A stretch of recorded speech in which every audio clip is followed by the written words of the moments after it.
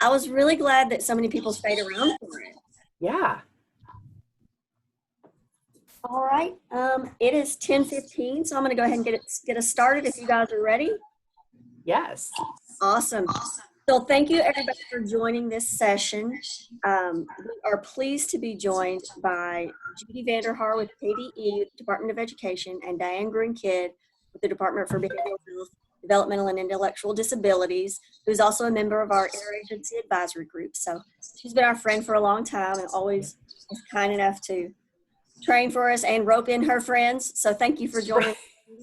Now, Judi and Diane and the Chinook brothers and a lot of other people are working on this training for quite some time, and so we're really glad that they were able to bring it to us this summer. So without further ado, let's get into some secondary traumatic stress with Diane and Judi. All right, thanks, Katie. Judi, let me go and let you introduce yourself first, and then I'll have some remarks. Okay. Hi, I'm Judi Vandarhaar. I work at KDE in the Division of Student Success. So I work on various areas around dropout prevention, alternative programs, trauma, youth mental health, first aid. And yeah, I have a lot of experience from my time at Jefferson County Public Schools, but I'm really super excited to be with you all today and share. And as Katie said, I'm Diane Gruen-Kidd. I'm with the Department for Behavioral Health, Developmental, and Intellectual Disabilities here in Frankfurt. And I do a lot of collaborative work with KDE, and that's how Judi and I know each other. So I just want to tell everybody as we get started a couple of things. One, if you have any questions, please throw them in the chat. And we are going to monitor the chat as best we can while we have all this going on today. But I know Katie's helping us too. So if you have any questions, please feel free to type them in and we'll try to answer those as we go along. Also, the PowerPoint should be available on the KEXAC website, and we'll, which has the videos embedded, but we have links and stuff too. So that's all that information should be available to you when we're finished.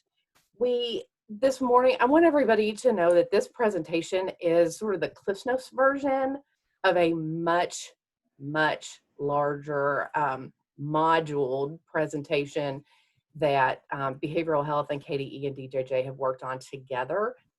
And so what Judi and I are going to do today is that there is a very, very short version of a much longer thing. So we've tried to pull out key points, and we probably won't spend tons of time on each slide because we have a lot of information that we want to get to you all today. This is part one of a two-part presentation.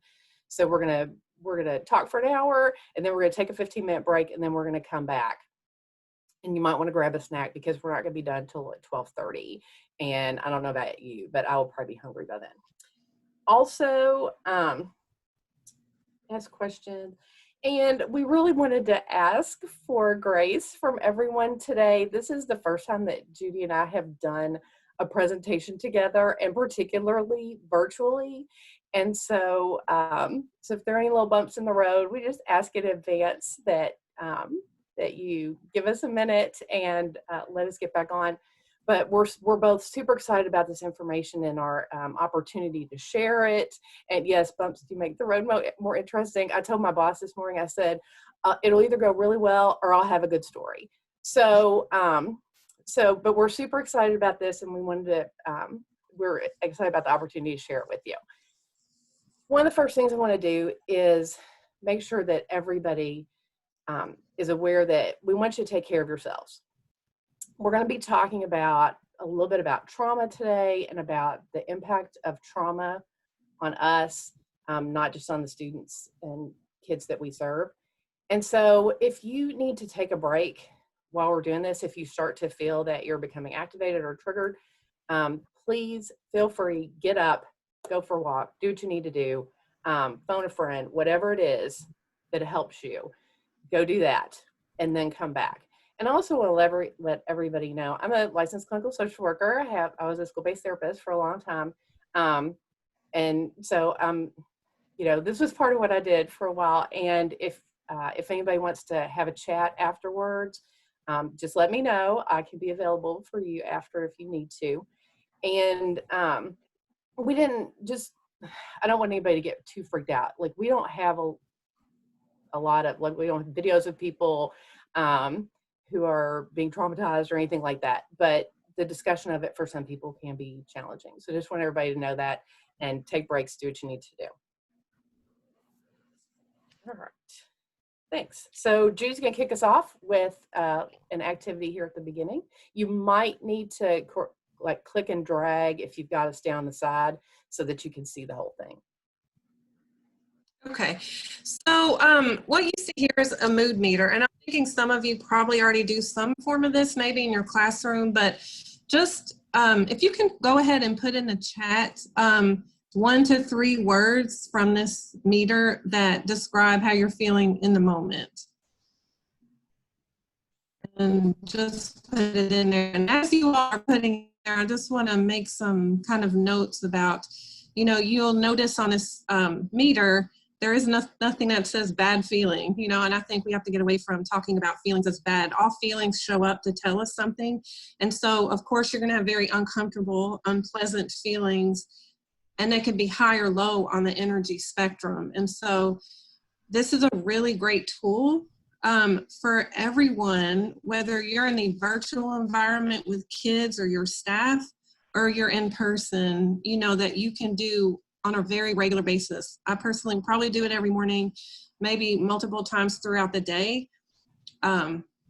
So it's also a really nice way where you can, you know, see where your kiddos are at or where your staff is at as a whole. I mean, you're going to have a variety, but if you see the majority of people in a particular corner, that can help you gauge maybe the approach that you take for the rest of the time with the adults or students you're working with.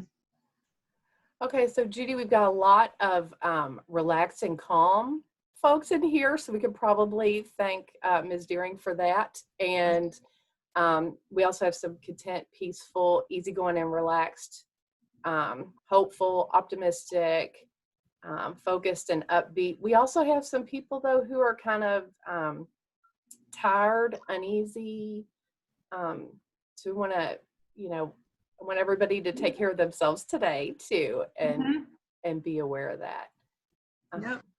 So yeah, lots of different things going on this morning. Okay. All right, thank you all very much for checking in. And as I said, this is a very simple practice to really just increase awareness. Also, it helps both adults and kids increase our kind of emotional understanding, literacy, and also really connection. And I will tell you that research has shown that when you're feeling very intense feelings, that just simply by naming it, you actually can reduce the intensity. So that particular mood meter comes from a book called Permission to Feel. But there's a bunch of different types of mood meters out there. There's something called the zones of regulation, but again, I would just encourage you all to use it with, you know, the folks as a very simple practice. And I think some of the things that we'll talk about when we talk about mitigating secondary traumatic stress, you know, we need to bring it back to the simplicity of some of the things we can do to continue to reduce our levels of stress. All right, so let's talk a little bit about what we have planned for today. And one of the things I forgot to mention in the intro is, in case you hear any snoring in the background, that is my 120-pound lab who likes to crash on the floor while I'm working. So so I'm just letting everybody know that ahead of time. Hopefully you won't hear him. So today we're going to define trauma, and we're going to talk about types of trauma exposure. We're going to talk about the differences between secondary traumatic stress and burnout, because a lot of times those get kind of mushed together, but they are two distinctive things. We want to talk about the impact of trauma on our brains, how to manage those secondary traumatic stress responses. And we also want to talk about ways that we can build workforce resilience. And that's both through our workplace and through our individual behaviors.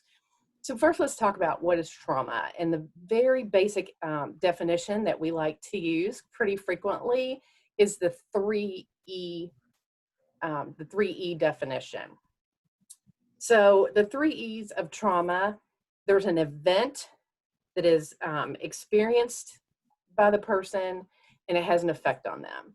So to break these down a little bit more, and I'm going to go through these pretty quickly, the event is some sort of an event that makes people fear for their safety, their lives, or their physical integrity. It can also be something that happened to another person. So when you think about our kids who've been exposed to domestic violence, for example, even if that kid wasn't directly hit by the perpetrator of the domestic violence, there's my dog's tail, that they might fear that their other parent was at risk of serious bodily injury or death even. So that can still be a traumatic event, even though it did not physically happen to that child. The next E is the experience of that. And I want to make sure that we're all really clear about the fact that everybody experiences trauma differently. So the fact that the same thing happened doesn't mean that people experience it differently. Like Judi and I could be riding in a car together, have a car accident, and feel that experience very differently. Like Judi might say, oh, car wrecks happen. We weren't really injured very badly. We're fine. Whereas I might think that, oh my gosh, I thought I was going to die. Like it really is freaking me out, and now I'm having trouble getting in the car. So we can't necessarily tell somebody that when something happens to them that it was necessarily traumatic for them or not. It's based on how they perceive that event. The effect is a lot of times what we see and what brings the kiddos to our programs. And that is the way that event and experience then manifests. And usually that we see that through challenges in functioning that people can have, and it can happen on in lots of different ways. It could be that their social functioning is impaired, that maybe they're emotionally kind of shut off or overstimulated. So it can happen in lots of different ways, but there's some sort of an effect on the person that challenges their functioning. So as we move forward to the types of traumatic events, there are loads. Like this slide that we have coming up, there are loads of different things that could be traumatic events. But this slide has some examples of possible traumatic events that, that we may or may not consider immediately.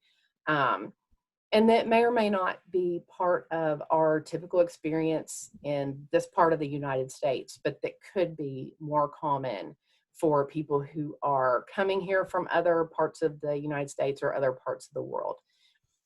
And so all of these things could be traumatic. Again, it depends on how that event is experienced by the person.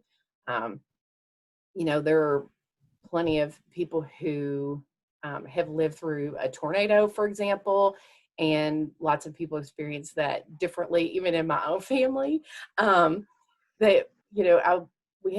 was a tornado event when my sister and I were kids, and even to this day, we react differently when there's a tornado warning. So those kinds of things can, we need to be mindful of the fact that different people experience them differently. And we'll talk a little bit more about that later. Okay, thanks. And apologies about this slide advancement. So just to throw out a little bit of data, you all know this by your experience. You don't need data to tell you the reality, which is the majority of kids in your program have experienced trauma. And in one particular study, they found, students had an average of 4.5. And we know from the Adverse Childhood Experiences study, 4 or more really increase significantly your risk of very detrimental outcomes like suicide, substance abuse, and tons of other physical, mental, and emotional issues. So again, this is not surprising. And I'll tell you too, in Kentucky, this is across the country, mobility and the lack of stability, both residentially and within the school systems, is very, very high. And so that just contributes to the feelings of not having any kind of stability or consistency. So, and I will say nationally, about half of all alternative schools have a graduation rate lower than 50%. So, all right. So we have a team at a trauma team that is made up of various folks, and we came to really want to share is this parallel dynamic with staff. Having a lot of us adults have our own history of trauma exposure, whether it's from our childhood or other, just acute experiences that we've had. And so there is definitely a interaction that's happening that's often at the subconscious level happening. And so secondary traumatic exposure is, I'm not going to read the bullets here, but basically you all, if you've been in the programs for any length of time, you all have all experienced this, right? So, you see the impact of trauma, you hear the stories the students are telling you, that maybe the drawings that they have. And so we'll talk about your own trauma exposure being a very big risk factor for secondary traumatic stress. So Diane's gonna poll here. So we're gonna do a poll. Okay, so now for whatever reason, my dog today has decided that he wants to go in and out of the room. So there's a swinging door behind me. So this is the joys of working from home, right? So let's do a poll, and these polls are anonymous, so please answer honestly. And the first one is, to what degree do you feel you've been impacted by student trauma? So hopefully everybody can see that. Go on and jump in with your answers, please.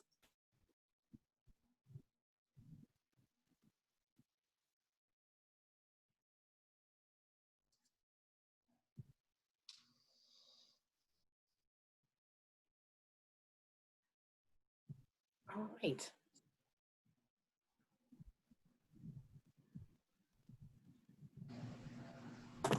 Oops.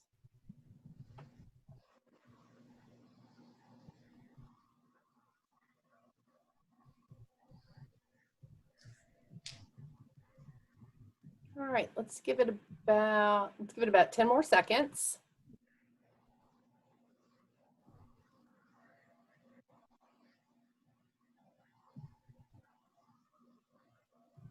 Great. All right, here are our group's results. It looks like the majority of the group, more than half who participated, are feel they're moderately impacted by student trauma. And we definitely have, oh, did I not share? There. As for Grace. So yeah, it looks like more than half of the folks who answered have reported that they're moderately impacted by student trauma. Yeah, right. A third are highly to very impacted, and super interested in the 2 people who have not been impacted at all. Mm-hmm. And we'll talk later about how, it's often not a matter of if, but when. So yeah, I think this is a nice view of the group. Yep. Thanks, everybody. Yeah, thank you. So we're gonna watch a short video of Latina. So it's about 5 minutes, so she's gonna share her story.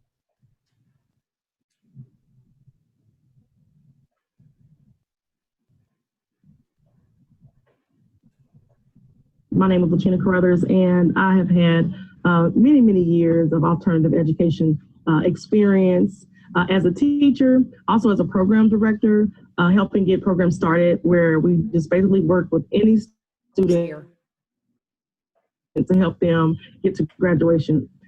So I started in Indiana back in the early 2000s, and I ended my career in Fayette County in 2011 as a classroom educator, and work currently or recently with alternative Right. education as a consultant at Kentucky Department of Education, and now working with Department of Juvenile Justice, working with a smaller group of alternative educators. I feel strongly about it mainly in hindsight, because as of 2011, when I ended my teaching career as an educator, alternative educator, it was, I didn't know at the time that I was experiencing something that was real, and it was part of my mental health. So in hindsight, now I know that what was going on with me was not just happening. I don't know. I can share it. Oh, okay. It'll stop you screen sharing, and then you can just pop back on and share afterward if that works. Okay.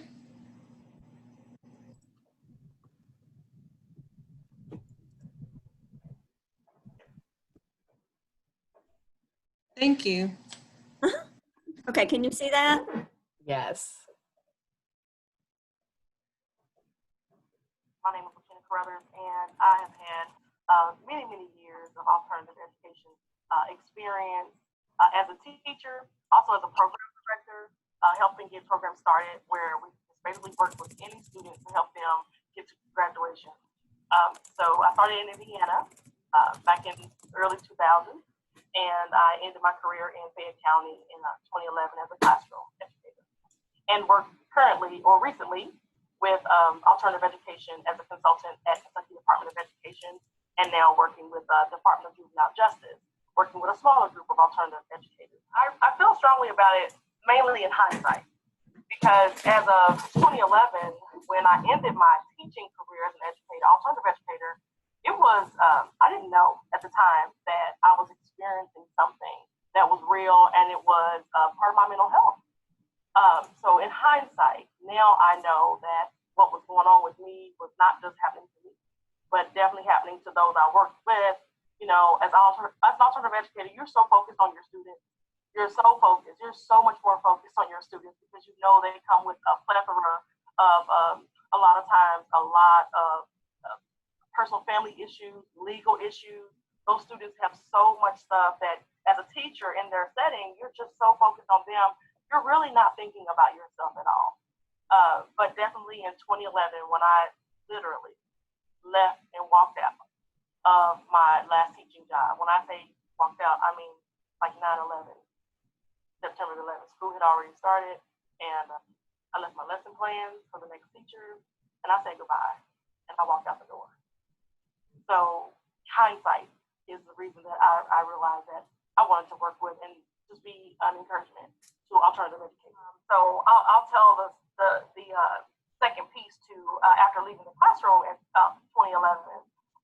And let me also say that learning about the education piece behind trauma, period, chronic trauma, simple trauma, all that, learning the basics behind it. Of course, the light bulb went off inside of me. But prior to that, I had started working for the Kentucky Department of Education, and I was sent to a conference where it was all about wounded children. And one of their opening sessions was about, they called it compassion fatigue. And I guess that was the title to get our attention or something like that. But I come to find out that it was secondary traumatic stress that they were actually talking about. And I just remember sitting in that room with all these national alternative educators from everywhere, and how I could not go through the first hour without, I just broke down, and I flashed back to 2011 when I walked out. I was not the teacher that would have walked out on her students. Yes, and I like what you're saying about, the cumulative effect. It's not, it may start like for me, with realization that I used to call it my trauma meets the kids' trauma. I'm like, at that point I realized, some of these things, some of these ways I interacted, even though I was, documented to be good with these kids, there was still evidence that what I was bringing to the table, because you bring your trauma as well, to the table, and in need of so many things. The kids need the tools, you need the tools. But I like what you said, because sometimes those little things can be just how you handle stress. Like, you don't notice that every day, not just casually a couple times a week, but every day you got to have that beer, you got to have that glass of wine, not realizing that that's your way of coping with really believe that one of the results of this type of training, specifically for alternative educators, of course, any educator will benefit from it, is that they'll walk away with some tools that are practical for their personal experience, for their personal use, and then to transfer it to working with their students as well. I just want to say, I know for a fact, you're probably sitting there, your wheels are turning, and you're thinking either one, nah, it hasn't affected me, I'm good, or two, oh, I'm glad I came to this, I'm glad we're talking about this, or three, you're kind of like, I'm not sure, what does this mean? What do I do with it? So with all of that, I would say, I have a mentor that tells me, don't reject, don't accept. Just be willing to listen and hopefully take something away, not just for yourself, but for your students and also for your school.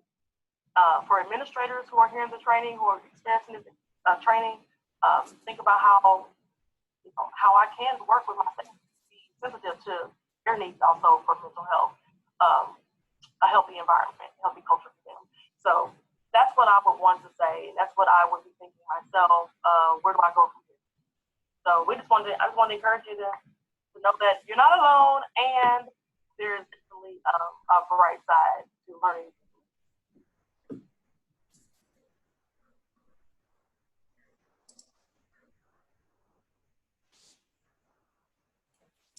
We really appreciate that Latina was willing to share her experience with everybody too. So if you see Chena, tell her thank you. Okay, can you see the slide? Looks good. Okay, you can see it and hear me? Yes. Yeah, Okay. we're good. Sorry, I just want to make sure. So we're gonna now just talk about the impact of trauma, and that's for people, so students and staff alike.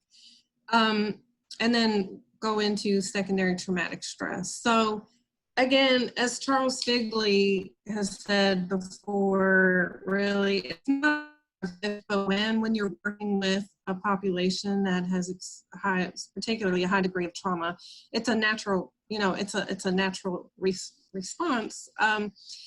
It's knowing about the traumatizing events and the stress of wanting to help. And I think most of us are in this field because we have that innate desire to help. And so some of the signs and symptoms of secondary traumatic stress are also mimic the signs and symptoms of post-traumatic stress disorder. But in terms of when we think about it, in the school setting, or really any setting for that matter, in the workplace, I mean, these are some of the signs and symptoms. So,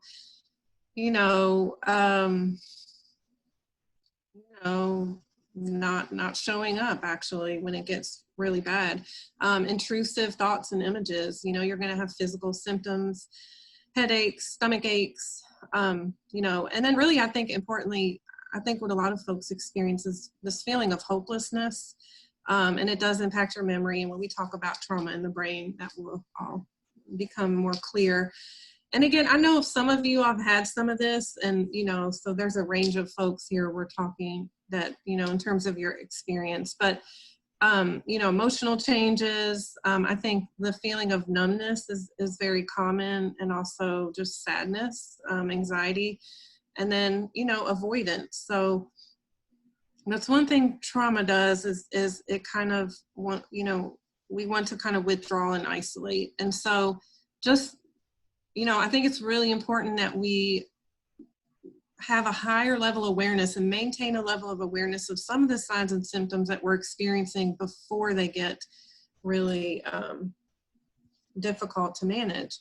So one of the things, so for example, if you were on there for the stretching and the breathing, we don't have time. We have a whole nother training on mindfulness itself and self-compassion. So, but these are just some of the examples that, of some activities that you can do throughout the day. And so just really quickly, we're going to do the last one, which is kind of bringing some coherence, because sometimes, as you'll know, people might say some words and you feel there's a different thing going on with their body or their emotions. And so, and oftentimes we're not even aware of our own when we're not actually in alignment. And so this is a really important practice to do, I think, especially before night, but if you can do it, you know, multiple times throughout the day, it only takes a minute. And so if you want to do this, it's your choice. Always give kids and staff a choice. So basically, if you can just, you can close your eyes or gaze down, and all you're going to do is kind of imagine you're turning all of your senses inward. And you're going to start, you know, feeling your weight on the seat, your feet on the ground. And basically, you're just turning your senses inward and starting at the top of your head. And all you're doing is scanning on the inside. Some of you know this as a body scan, but you're basically starting at the top of your head all the way down through your neck, your shoulders, just noticing any tension, any feelings, any pains, all the way down through your back, your hips, your legs, onto your feet. And then you're going to turn your attention towards your emotional state. And this is simply a practice of just being aware of the feeling that's present. And I'm going to tell you, most of us, or a lot of us, feel numb. And this is a practice of non-judgmental awareness. So we're just being aware without judgment. Oh, I actually can't feel anything, or oh, I'm feeling really sad. And oftentimes you'll see a corresponding part in the body where you're feeling that, maybe that sadness or heaviness, or maybe there's complete peace. So it's just really noticing. And then finally, your mental landscape. So, you know, oftentimes when we finally take a moment to relax, that's when a lot of the stuff we've been pushing down comes to the surface. So, but maybe your mental landscape, is it pressured? Is it at ease? You know, and so that's a very simple practice that, you know, we take a shower every day, right? Or every other day to, you know, physically cleanse. And so this can honestly be like a psychological detox and just simply processing. And again, especially before you go to sleep, it'd be a fun experiment just to see what happens after, you know, you do this a couple times before bed, because you're really helping support your digesting psychological content that you pick up throughout the day. And in the midst of this pandemic, I mean, and all the uncertainty, it's very normal that we're experiencing these things. So, and just to take care. So we talk about the symptoms in individuals, and so there's also symptoms within the organization or the alternative programs. And I know there's programs within schools, outside of schools, and you have different levels of support from your district. And so these are some of the symptoms, right? And both alternative programs and particularly schools that have an overwhelming number of students in need, high poverty, you know, you have this, right? You have struggle with staff satisfaction, high turnover, disruptions in teaching and learning, some miscommunication challenges. And so poor care for administrators, students, and staff, right? And so we're always putting out fires trying to survive one day to the next. But these are some of the organizational symptoms, and we have to stop saying just individuals take care of yourself, and we have to figure out what structures and processes we can put in place at I'll say at a state level, a district level, a school level, that we are taking care of each other. And so these things are just perpetuating more of these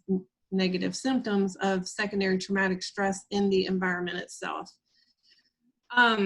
Some of the sources, we kind of already talked a little bit about that, but again, you guys are in environments, a lot of you, where you have an extremely high level of secondary trauma exposure, and if you've been there for a long time, you know, it impacts you cumulatively, kind of like what Lachina was talking about.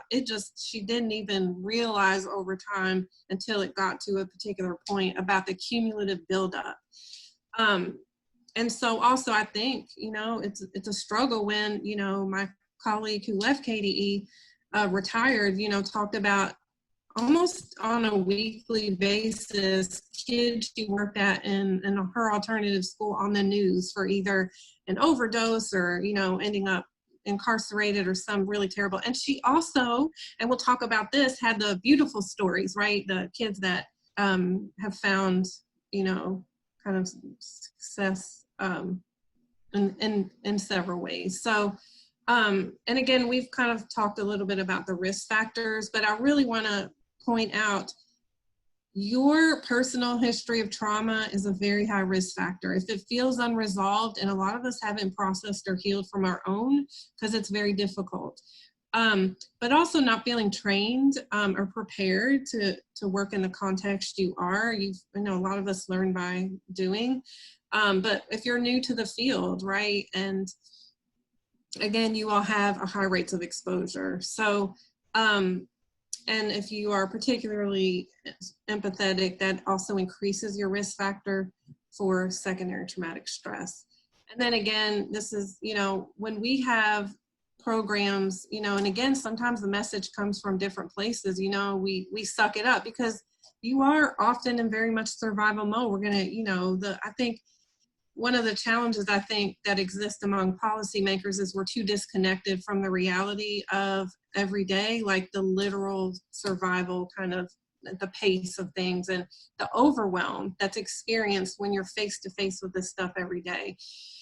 So we need to really work on that at different levels.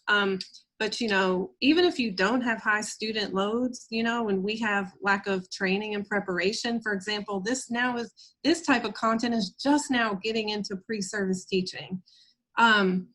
So yeah, we have to kind of really move from this culture of sucking it up and really start to take care of each other, as I said, at every level. Now we'll talk quickly about burnout because there is a relation. And basically, I think a lot of people experience burnout. It's basically, you know, motivation or incentives gone when you don't see the desired effect of the work that you're doing.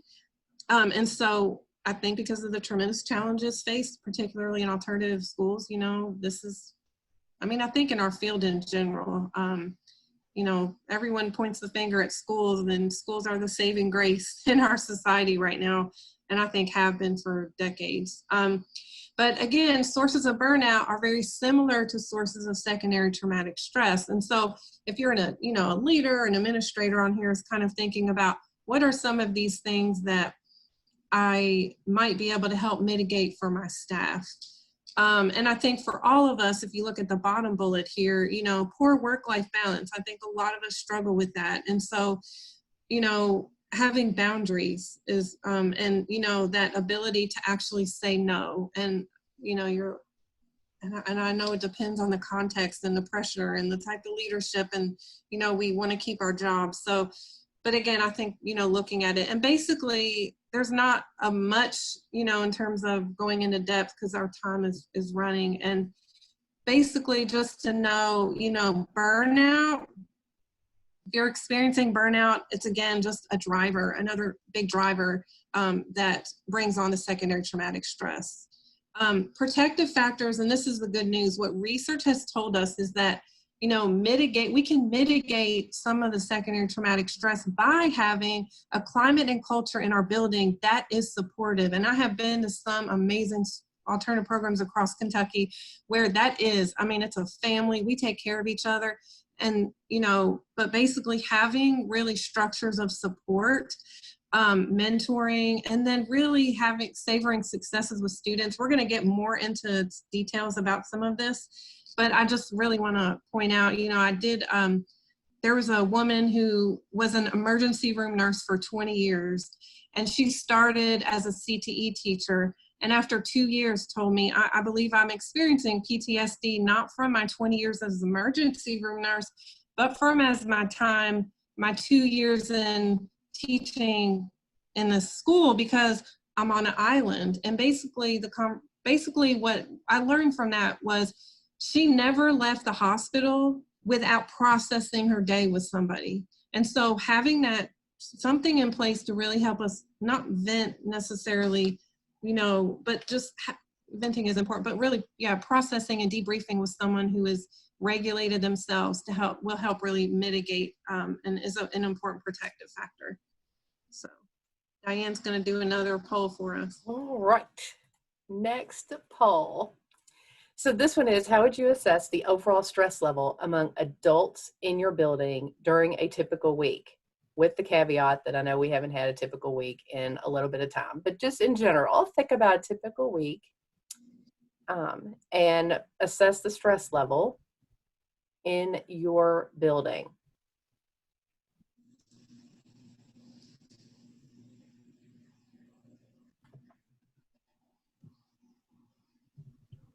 So loads of responses. I hope everybody is able to join us for the second part, because Judy's hit on a couple of protective factors and strategies that we'll go into more in depth later. So we wanted to put some in here just in case a couple of people didn't get there, so it wasn't all doom and gloom, but we'll go more in depth with some of these things in the second half of the presentation. So let's see. Oh yeah, there are some people who are high and very high. It looks, I was gonna say, let's give it just a couple more seconds. And Diane, if I can just point out really quickly, if you all are not aware, the impact survey data that does include alternative programs in there, you can access if you Google Impact Kentucky. You can download and look specifically at your school. What do staff say about their emotional well-being, about, you know, student behavior, about leadership? So I just want you to know that that's available for you to look at. Yep. All right. So you don't have a button high enough. Thanks, Heather. Yeah, I was concerned about that as well. So if everybody can see the results, you'll see that, wow, moderate and up. So pretty high stress levels.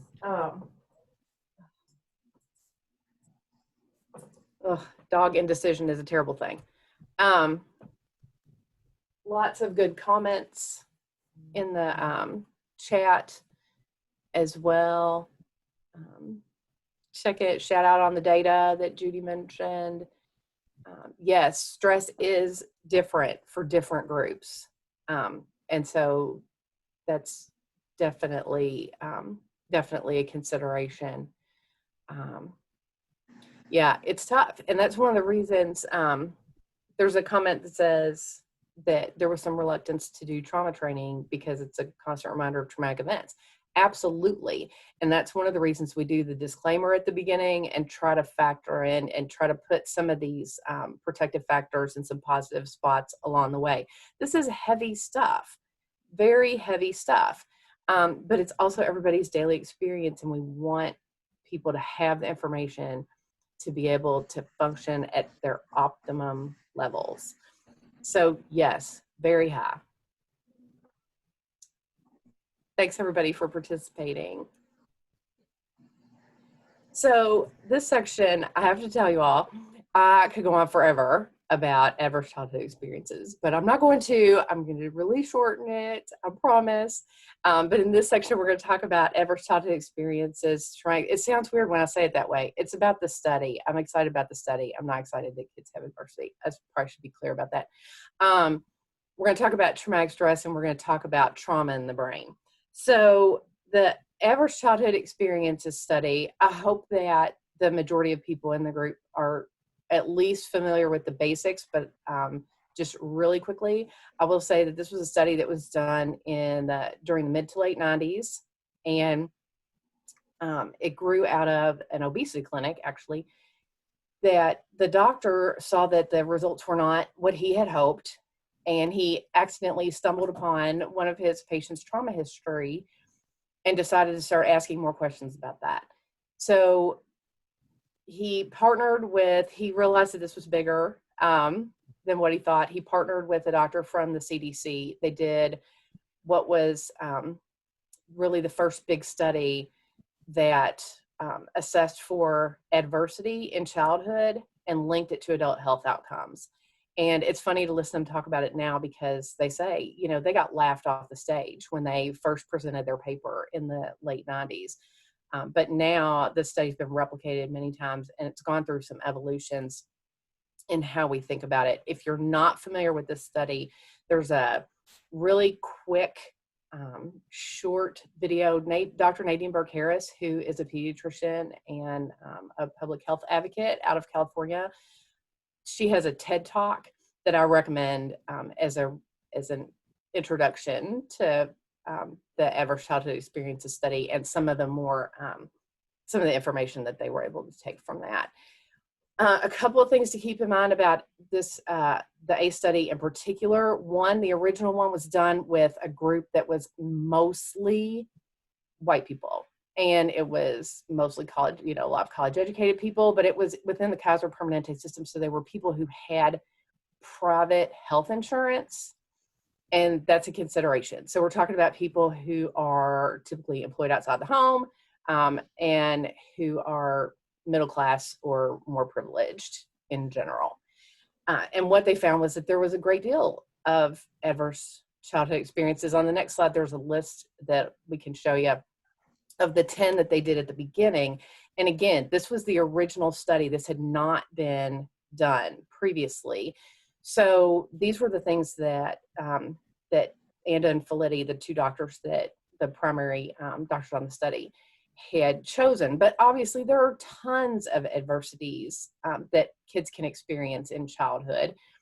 But these were the 10. This was the first study. What's happened since then is there have been lots of other studies, and you'll see on the side here, the ACE plus 5, that came out of the Philadelphia Urban study, and that focused more on folks who are living in urban parts of Philadelphia. So it was more representative of people of color, and it was much more representative of people who are experiencing poverty. So one of the things that, you know, that you hear a lot when you look at a study like that is, you know, well, I bet the results, you know, for people who are experiencing more challenges are probably a little worse, like their outcomes are probably worse. And that is one of the things that we're seeing. The Philadelphia study is more recent. I want to say, I'm going on my memory, so don't quote me, but it was like 2013 maybe. So it's more recent than the original Adverse Childhood Experiences study, but I'm not sure that the sample size was this large. But at any rate, there have been lots of studies where it's been replicated and where we're seeing it with more diversity. We're also seeing there are other factors. So this is the original Adverse Childhood Experiences study pyramid that if you go to the CDC's website, you'll see. But there are two things that have been added at the bottom that we really need to consider that are particularly relevant for a lot of the kids and students that we serve. And that is that not only have they experienced adversity, but it's happened in this environment where the social conditions around them might not be as supportive as, you know, middle-class, college-educated white person with private insurance. And also that there is a generational component to this as well. There have been studies done, particularly probably most people have heard about ones that were done on people who survived the Holocaust, and their descendants even had some genetic markers that relate back. So some of those things are like there's multi-generational impacts from some of these very big traumatic events. And if you think about, we see this all the time in our own students and the kids that we serve.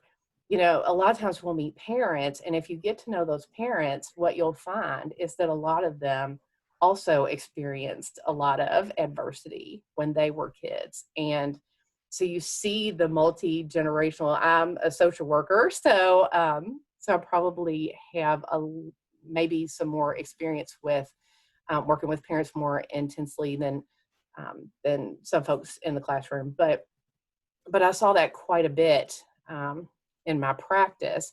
And yeah, so the Adverse Childhood Experiences study came out after I had already been practicing it. It was one of those aha moments where you're like, I've been seeing this and I didn't have a label for it or any sort of format to put that in, and this makes a lot of sense.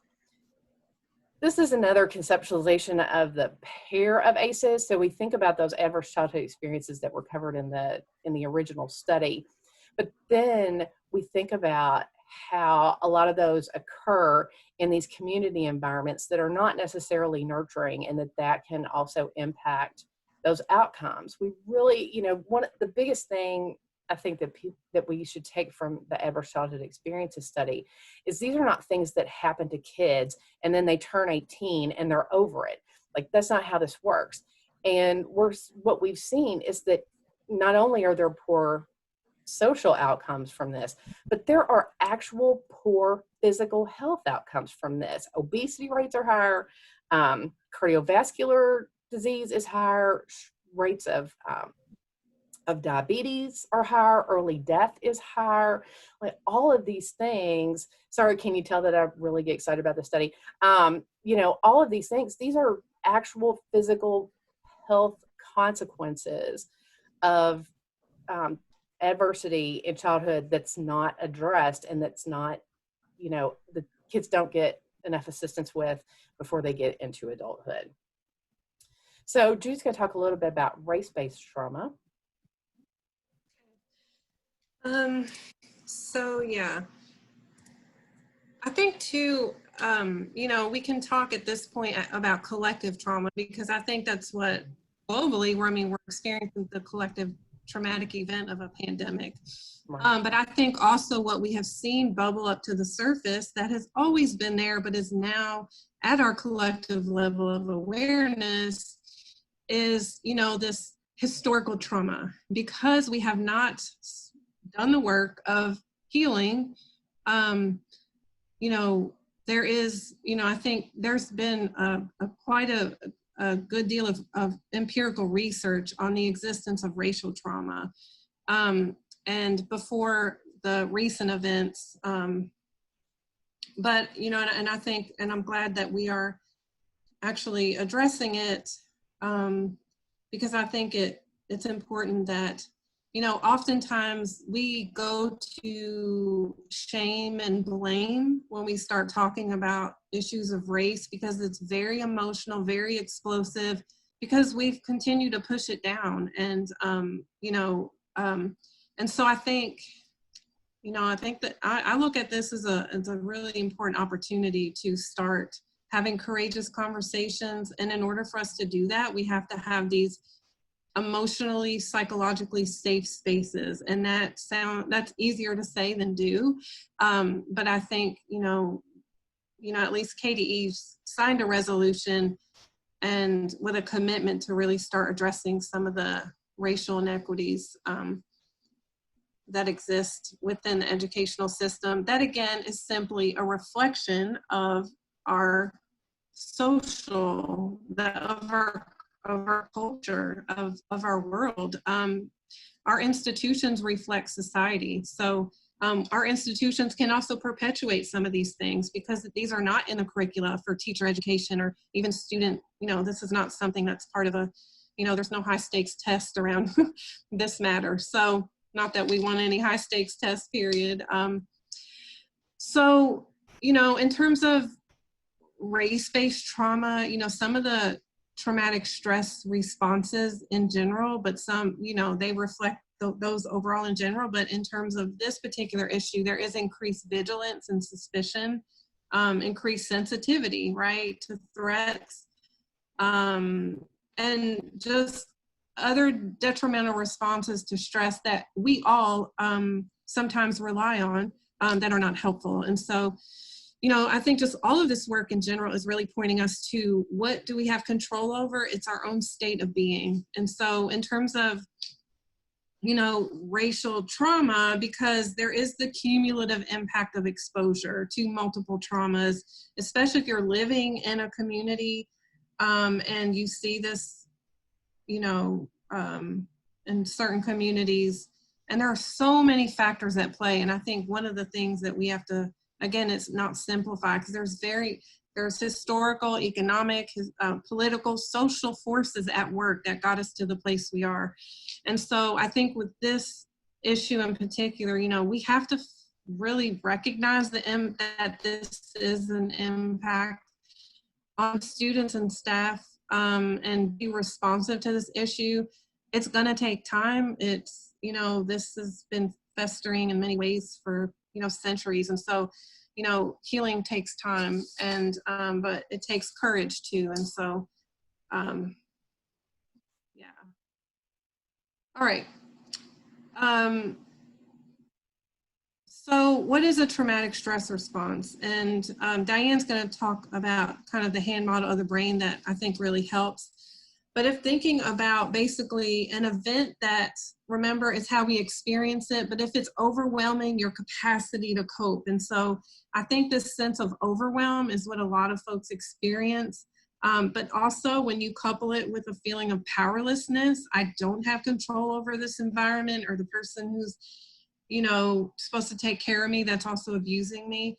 But this traumatic stress response can result in feelings and the reality of feeling powerless. And oftentimes that there is no kind of shutdown. This traumatic stress is experienced in all these different dimensions, but I want to really highlight that it really impacts our worldview. And people that experience trauma and have this traumatic stress response that never really gets turned off, these feelings and this worldview revolves around not being safe. I'm not safe in my own skin. I'm not safe in the world. I don't trust people, but it revolves around not feeling safe, not feeling cared for, and not feeling worthy. Some of the symptoms of traumatic stress are some that we kind of already talked about earlier with secondary traumatic stress, right? So you can have intrusive thoughts, intrusive images that come through, you know, avoidance, right? So traumatic stress, again, we want to isolate. It's a self-protection, hyper arousal reactivity, obviously alterations in thoughts and feelings, and disassociation, which is really becoming kind of disembodied completely. But, you know, the two impacts that I really like, if we can just hone it down to two, it would be one that is numbness, right? I can't feel. And societally, that results in indifference, right?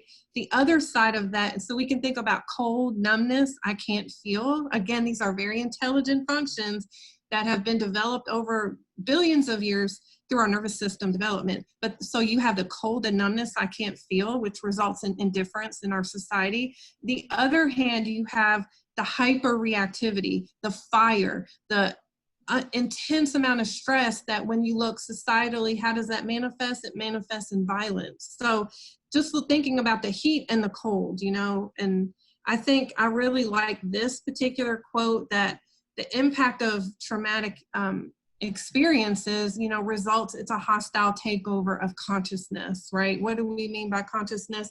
Just think about it as our level, you know, kind of awareness. And knowing the human mind, only 10% of our human mind is at our conscious level of awareness. We're really being run by 90%, which is under the surface in our subconscious or unconscious levels of awareness. And so I think— I'm sorry, Judi, we've got just about 2 more minutes. So if you, okay. I don't know if you want to try to get through this slide or if we want to save this for after the break. I can do this really quickly in a minute because I'm not going to go into detail. Great. Is that okay? Okay. Yes. And Katie, if Katie could answer the question, do we stay here or do we need to leave and link back in? I'll just leave this meeting open and so you can stay here. If anybody happens to close their window and exit out, you can just click on the link again, and it's in the program in 2 different places. But they're the same link. Parts 1 and 2. Okay. We'll Thank stay you. open. Thanks. So I guess you know, again, I'm not going to read these brain and body. Our brain and body obviously are not 2 separate things, right? So, but what I really like to highlight is it's a very intelligent function. Actually, these have been developed to protect us, and so, but it can become maladaptive. So you'll see later on when we talk about kind of mindfulness, how just paying attention to, you know, again, like tuning your senses inward and paying attention to what's happening in the body when you become activated.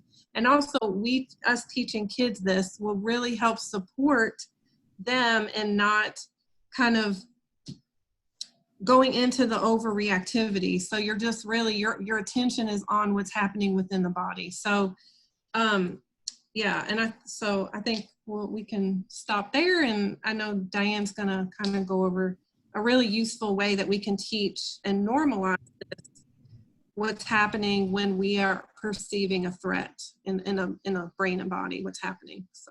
Yes, so let's take 15 minutes, I guess it'll be 16, and come back at 11:30 to this group, and we'll talk about the barking dog of Wise Owl. Thanks, everybody. And we'll leave this link open. So hang out, go get a snack, whatever you like. Thanks, Katie.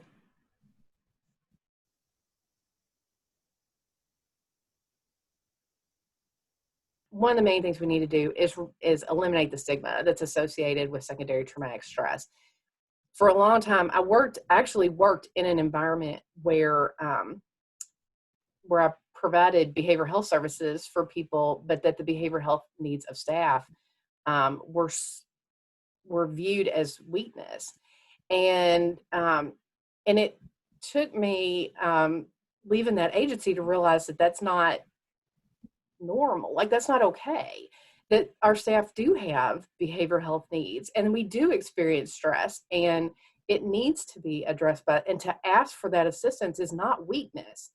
And so I think that's one of the main things that we could do right off the bat, is really make sure that everyone, all the adults, are educated about that there is such thing as secondary traumatic stress, for one, but also that it is possible for us to put strategies in place to help mitigate that. I also think that at its core, the work that we do, and Judi talked about this earlier, the work that we do carries with it a high risk of secondary traumatic stress. So we've definitely, I think everybody who's ever worked in a program has had exposure to other people's trauma. It might not fully develop into, full-blown secondary traumatic stress, manifestation, but it doesn't mean that you haven't been exposed to it, and that we need to recognize that as just part of the work that we do. Like Judi said earlier, we got into this work because we wanted to help people. I mean, you all did. I got into it because I wanted the money, because social workers. But that's the thing. We're here because we want to be here and we want to do this work, but that puts us at risk for these things, and it increases our need to be aware of what could, how these things could manifest. I think too, making sure that we talk about secondary traumatic stress in our supervision. I think that some of the levels of supervision probably vary by program. Staff supervision, not kid supervision, we got that down, right? But staff supervision and the ability to work with your supervisor on processing some of the things that we're exposed to on a daily basis. And we're going to talk about some strategies for that here in a sec. But also making sure that our only measures for job success aren't tied to productivity and to work output, that we look at other things like relationship building or some of the other things that we do as part of our daily work that don't always show up on a performance evaluation. So making sure that we're considering those sorts of things. As individuals, part of what we need to do is what you're doing this morning, like getting some information about what are those risk factors? What do I need to pay attention to? Is this feeling in my body maybe a manifestation of secondary traumatic stress? I don't know, but it could be, being able to say, maybe this is an issue for me. Maybe I do need to pay some more attention or seek some more information. The self-report measures could even, just anything that you need to do for yourself to make sure that you stay in touch with what you have going on. Yes, awareness is definitely key, Cheetah. Also, making sure, I thought about this when I was practicing for today, actually, that there have been incidents in the couple of decades of work that I did in direct practice that were harder for me than others, that were client related or student related. And I really thought about, what did I do after that happened? Like, that was a really tough thing. And here 20 years later, like, I still remember this thing that happened. And as individuals, we need to acknowledge that things are going to happen in our day-to-day work that might impact us even more than just the regular stress that comes along with the work that we do, and pay particular attention to those and address those when they do happen. And I also think it's important to ask for help.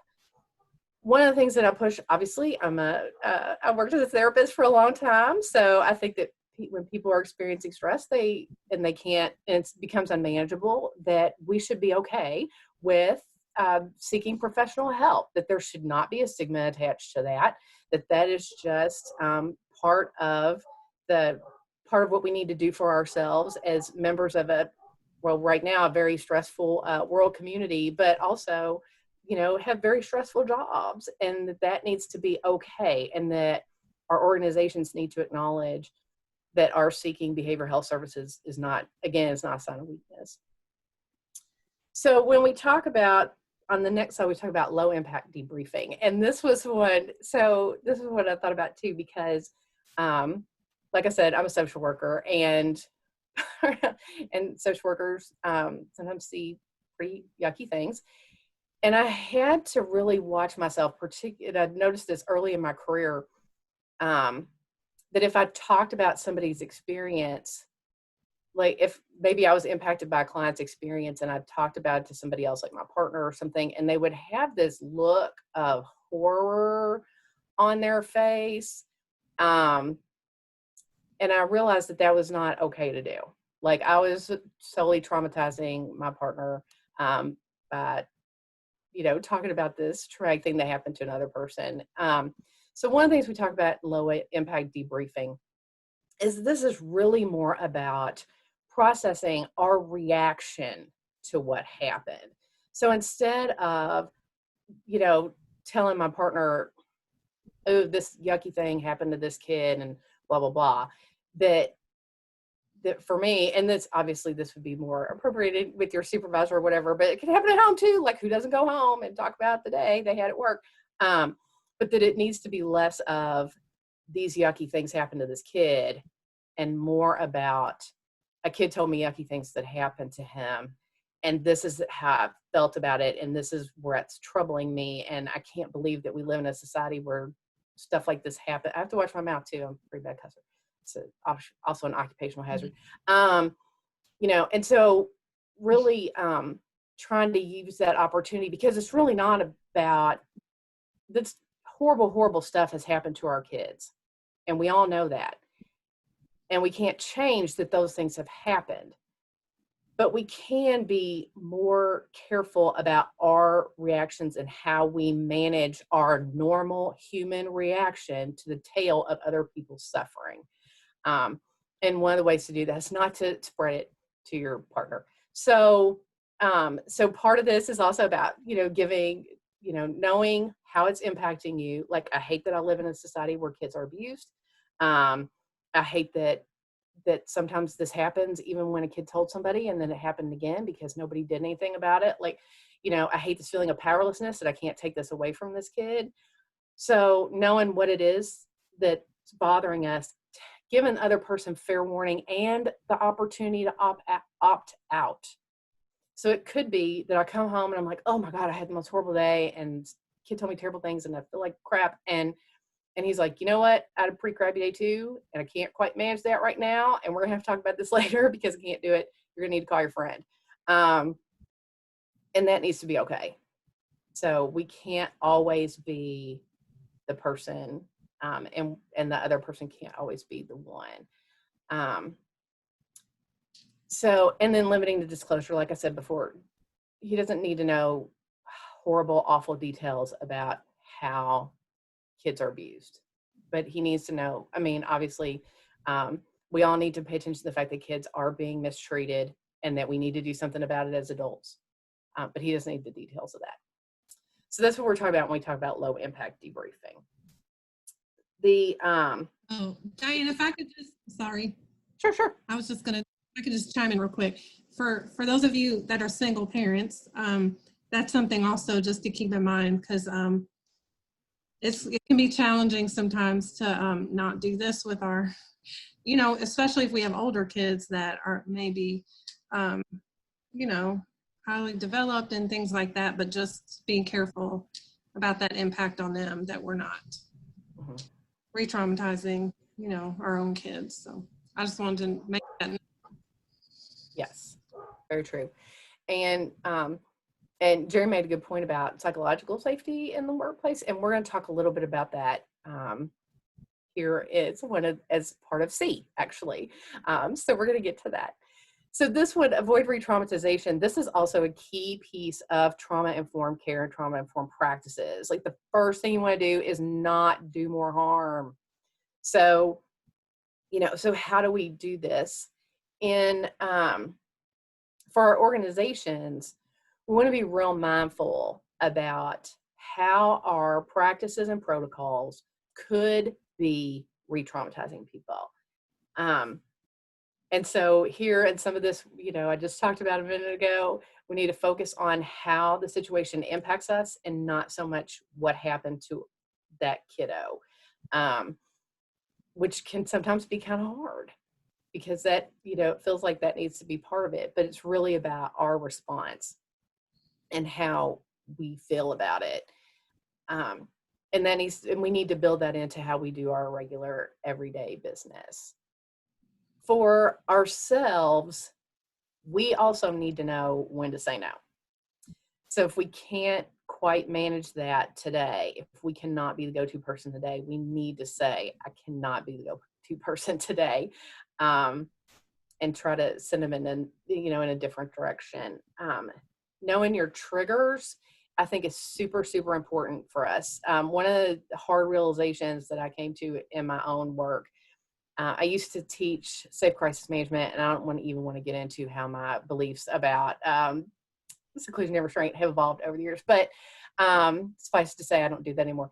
So, but one of the things that I had to acknowledge was that my own behavior contributed to those incidents where I physically managed another person's behavior.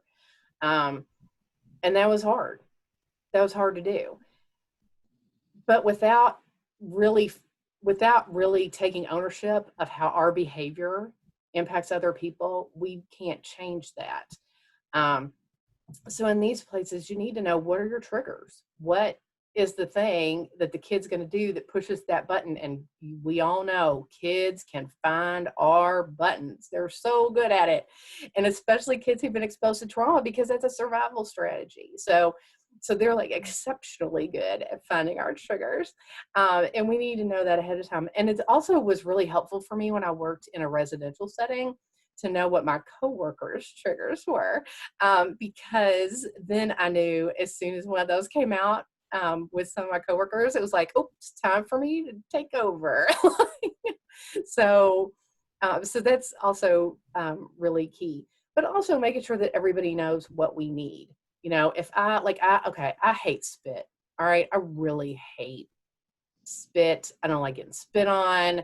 Like, I cannot spit right now talking about it. Like, my stomach's starting to turn. Like, I hate spit. And so when someone spit on me, luckily my coworkers knew I hated spit. And we worked in an environment where we had each other's backs when I was in residential. And so they would intervene. It didn't happen that often. But when it did, seriously, I feel like I'm a barf right now. So making sure that my coworkers knew that was a problem for me was key in how we, as a team, intervene to help a kid manage their behavior, but then learn a more appropriate way to express themselves, because spitting on people in public is generally frowned upon. So yeah, making sure that we share with people what we need. Maybe, and I'm going to just read from the chat real quick before we get to the next piece, Judi, if that's okay. But yes, I love the wellness check-in idea too. The thing about having a check-in person for school staff. So we're going to talk a little bit about that when we get to C as well. And yes, I applaud the elimination of stigma in all its forms around behavioral health. So yeah, I'm on board too. All right. Thanks, Judi. Okay. I was just gonna note too. I know, excuse me, a child psychiatrist who works in a children's psychiatric facility, and I'm not advocating necessarily this practice, but I thought it was really interesting that all of the adults and all of the youth actually have a badge that they wear that has what their triggers are, and as Diane said, actually what I need. When I'm activated, this is what I need. So it really normalized. Again, I don't know that that would be something, you know, but I just thought that was really interesting. I mean, that's what they decided to do in that facility to support normalization and also to, you know, to support each other when that happens. And so I'll quickly go through the balance, which again, these words are so easy to say and so hard to do. Sometimes, you know, it's actually, you know, integrating our natural empathy or compassion with self-protection. So, you know, is how I would say too, just about integration, period. I mean, when I think about trauma too, it's, you know, experiences that are beyond our ability to integrate within our system so that we actually shut part of it off. And it's, again, an intelligent function.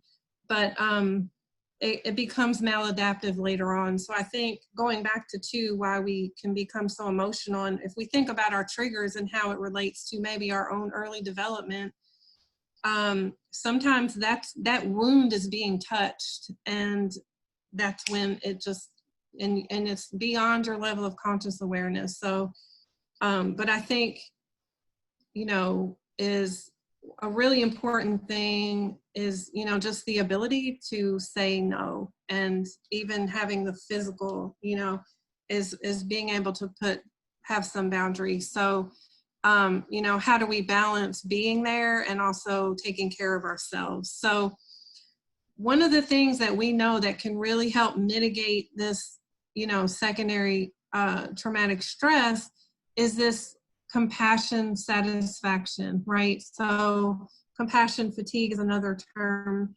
that can kind of be used. But when we actually really savor these moments of grace, so we savor the moments, we celebrate them. So there are rituals, you know, within our school culture, but also for ourselves, right? That we actually savoring these moments of satisfaction, of success, you know, even the little things. It could be the look, you know, it could be, you know, the aha moment. There's so many things, but really celebrating these moments, recognizing them.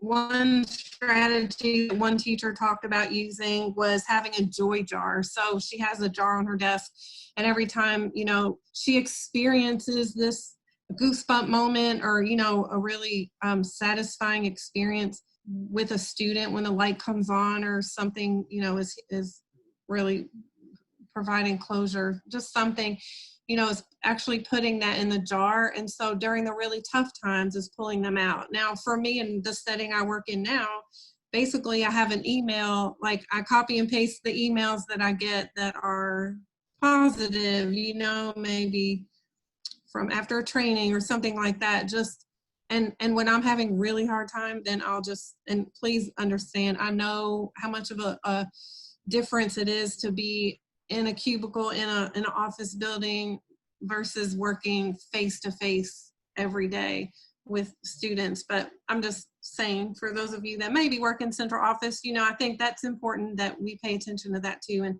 maybe have a Word document that we can then revisit when we start to feel really down or like we're not helpful.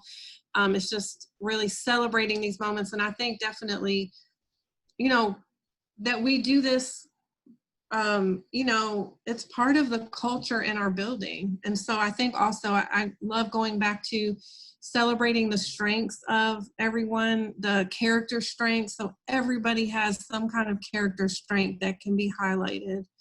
And just having that actually on the wall versus, you know, just focusing on academic proficiency or something like that. And I think you all are amazing actually at those celebrations from what I've seen around the field. But you know, another part of that is just remembering why you entered the field. You know, I think some of us are what we call wounded healers, right? We go in to help heal and support others in some way, thinking it's going to help heal our own wounds. And so we have work to do on both fronts because that's not how it works. What we don't transform for ourselves, you know, whether it's our conditioning, our own trauma, our own racial bias, what we don't transform, the things that were given to us without our consent, right? Without our choice, but what we don't transform, we transmit. So, you know, but going back to remembering your inspiration for why you do what you do, and cherishing those, you know, I think again, we can go back to all these complex set of strategies. I think sometimes in our field, that's what we're grasping for. And it goes, I think we have to just tone back down to like some of these things that are very impactful are very simple. But because we're not practicing them, they haven't necessarily been encouraged over time. You know, it's you know, so I think we can just work to begin really integrating this stuff. Okay, so we have about 17 minutes left, and let's go over the C. This relates back to something that came out of the chat too, is, you know, really having that environment of psychological safety. You know, we spend a lot of time worrying about physical safety, and I'm not saying that we don't need to worry about physical safety, but golly, it sure would be beneficial for everyone if we would spend that amount of time on making sure that we had a psychologically safe environment. And that's the kind of environment where it's okay to be vulnerable. It's okay to have a bad day, and you're not judged for it. And your coworkers aren't talking smack behind your back. And, you know, and when you need something, somebody's there to help you. Like, these kinds of things that we can rely on other people are so, so, so important. And I feel like they're especially important in the environments in which we work.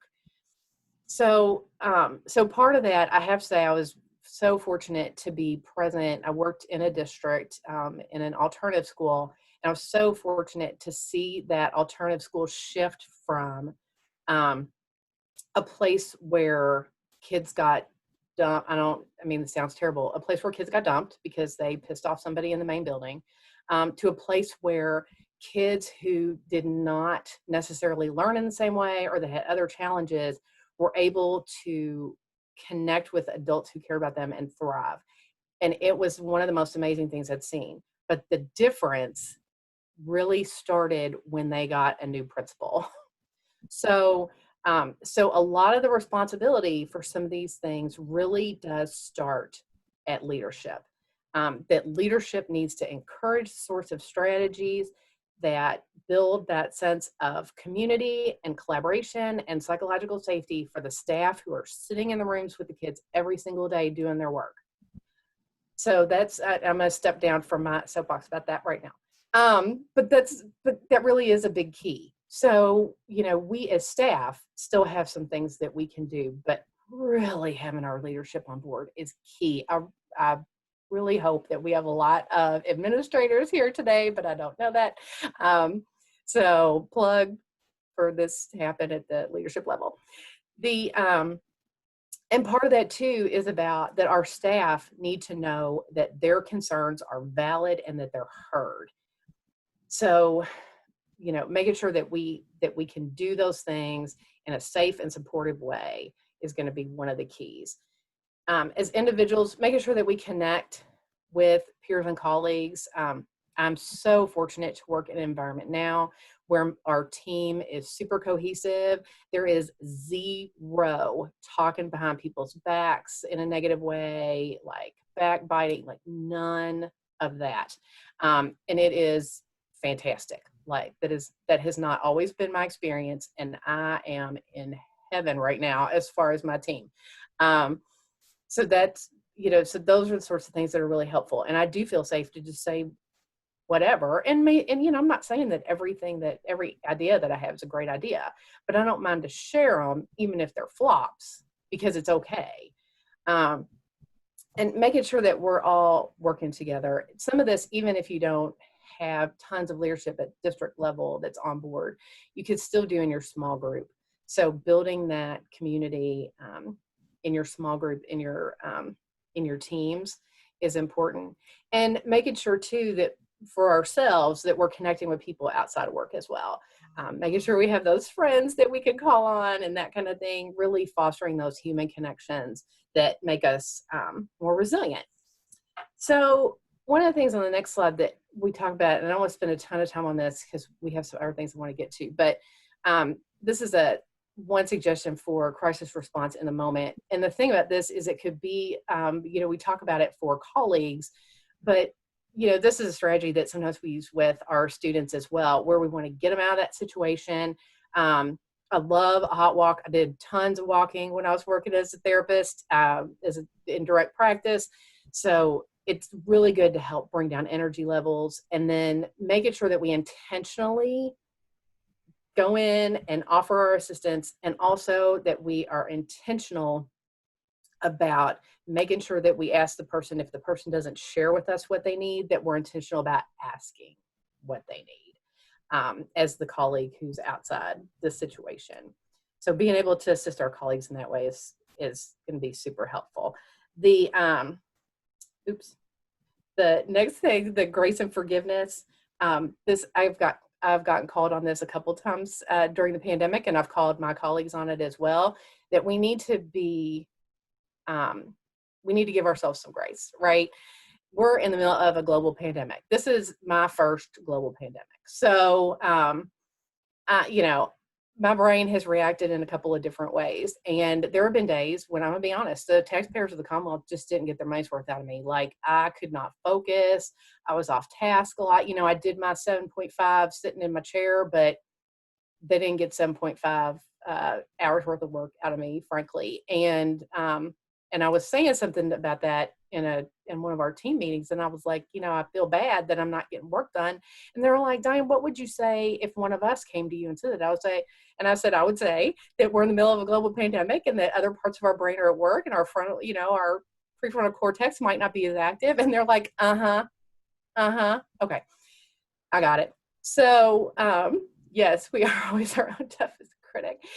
So I've used a lot of positive self-talk, and I have to say, Christina Weeder, I have to give a shout out to Christina Weeder, because she sent out this email about this Global Resilience Summit that looked like a bunch of, I don't know, incense burning and granola stuff. Anyway, and I was like, whatever. But I went on and watched it anyway, and I have to tell you, it was the right thing at the right time. Like, there were lots of activities where you were centering yourself, and it was some strategies that I hadn't done before, even though I do yoga and I do this. And it really helped me a lot. So maybe being more intentional right now about seeking out those resources would be helpful, but being really aware of the fact that, this is stressful. We're in a stressful situation on top of having a pretty stressful job on a normal day. So let's give ourselves a break here. And then finally, on C, when we talk about self-care, one of my biggest things that I'm just going to throw out there during this working from home thing has been about being very mindful about getting exercise and making sure, watching, what I eat. I have to say that I'm probably doing better on the exercise part than the eating part, said the now partially empty box of snack cakes downstairs. But really being intentional about doing those things, factoring those into our day, making that, when we're not in our regular routine, sometimes we get thrown off. So we have to take a little extra time on that. Consider, yes, there are lots of stresses that we didn't know about working from home, those of us who hadn't worked from home before, and making sure that the being good enough is good enough. We don't have to be perfect. We never have to be perfect. And right now, we're probably not going to be perfect. So let's give ourselves a break. Good enough's good enough. So let's use our last 9 minutes to talk about some really specific strategies. Okay, thanks, Diane. And I'm going to thank you because throughout this process, you have also been very much reminding me to give myself grace, and that's been helpful. I did want to touch really quick because out in the programs, I've seen some amazing teacher lounges, and I've seen some really stuff I wouldn't want to sit in. I think that's one of the low-hanging fruits when we talk about what organizations, what our schools, and what leadership or collectively, what we can do is creating an actually aesthetically, the appealing space for people to decompress in. And then also the shout out for water, because water can really help flush those toxic stress hormones, the cortisol that's going through the body. So in terms of self-regulation, mindfulness is, I don't like the term actually, it's because it feels like our minds are already very full, but this is really about just really increasing our awareness, because obviously for all of us, it can be very difficult to actually be fully present because your mind is somewhere in the past or the future, and that's very normal.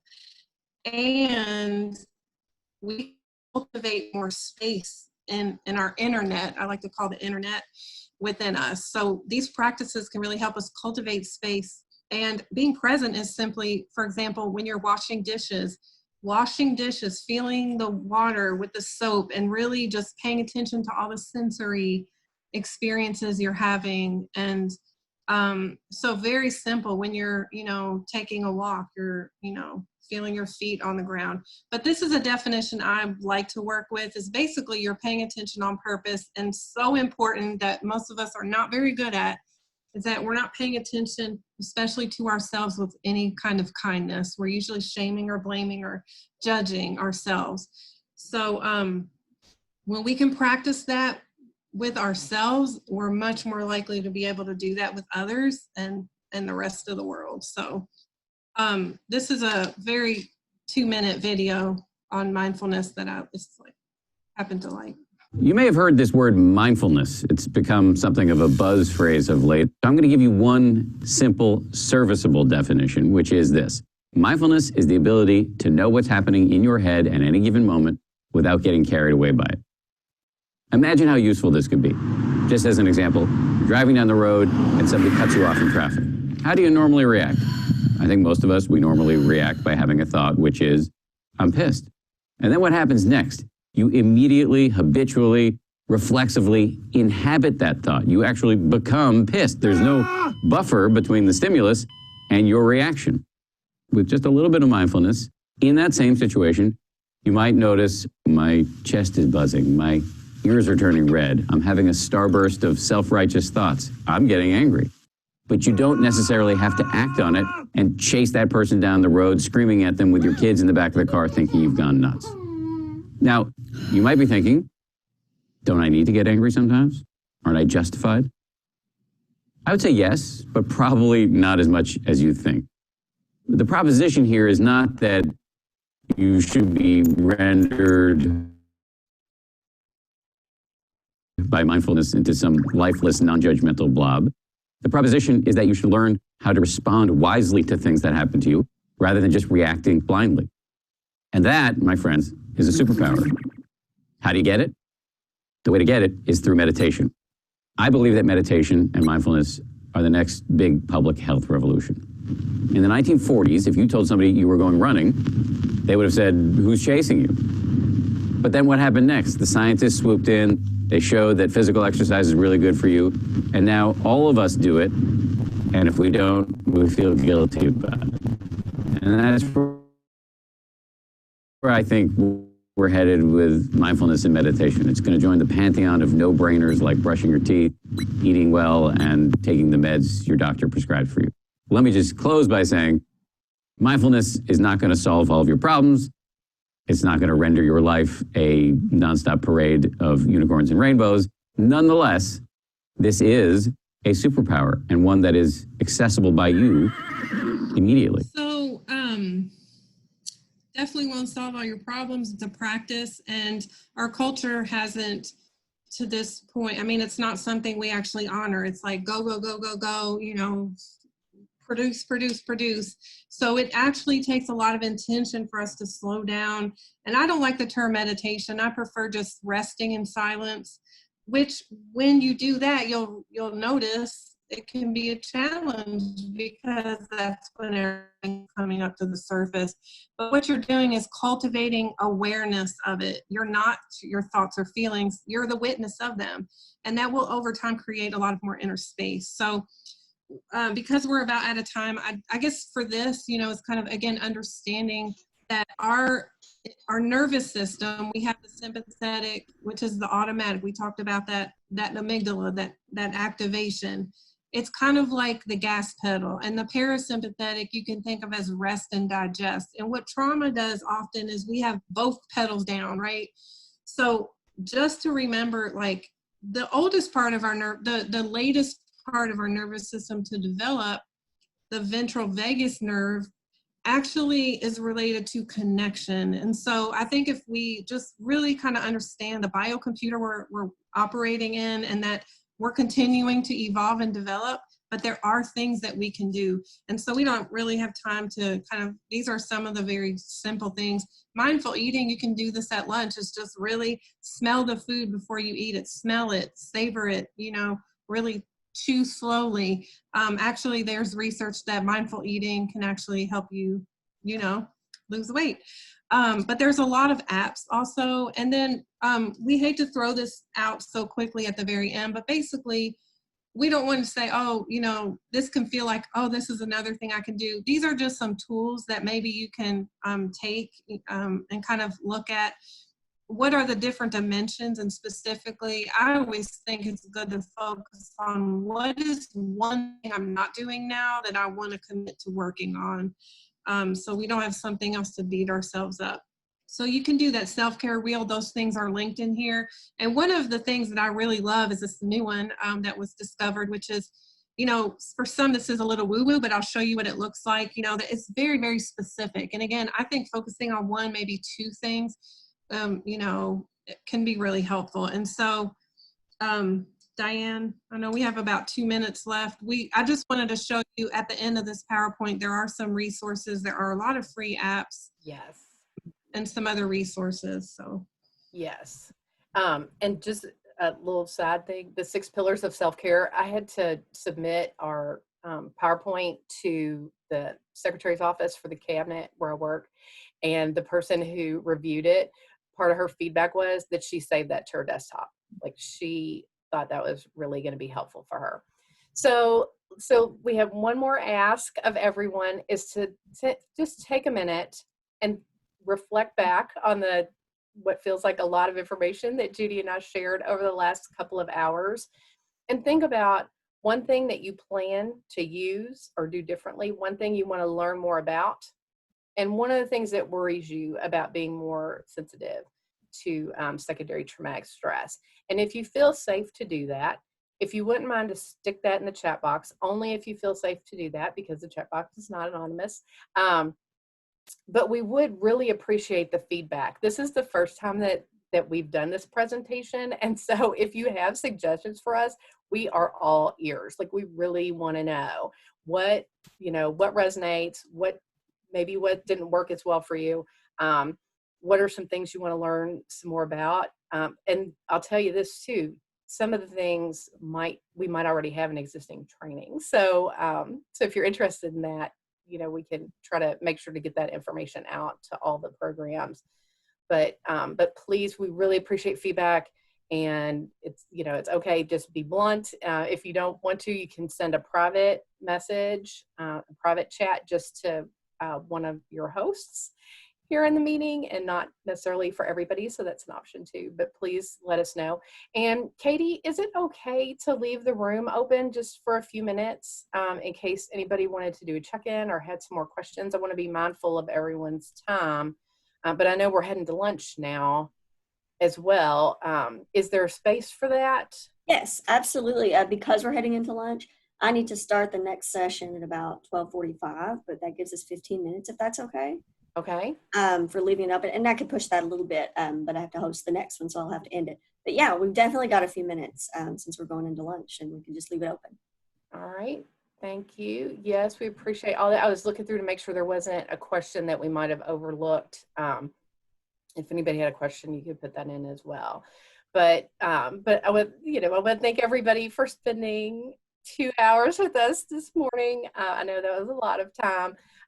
So thank you so much. And thank you for your attention to this topic. It is really important. And it's one of the things that I feel like we're putting some more emphasis on at the state level. We want to really make sure that this information gets out to everybody. It's important. Yeah. Yeah, I also want to just to extend my thanks for what you do every day, the sacrifice you're making, and that's changing lives forever. So I'm hopeful you'll really focus on being compassionate with yourself, and that like as Diane said, I'm definitely going to do everything I can in the space I'm in, that we raise this to the level of importance that it really is. So thank you. Thank you. Emails are at the end, so. Thanks. So if anybody wanted to hang out or had individual questions for Judi or me, please do that. And everybody else, I hope you have a great lunch. Thank you so much. Thank you so much, Judi and Diane. That was great. I think we all need this, not only for our students, but for me, it helps me in dealing with my family every time I get to hear something like this. Oh my God. And myself. So this is so important. Thank you for bringing this to us. And like Diane said, we'll leave the room open.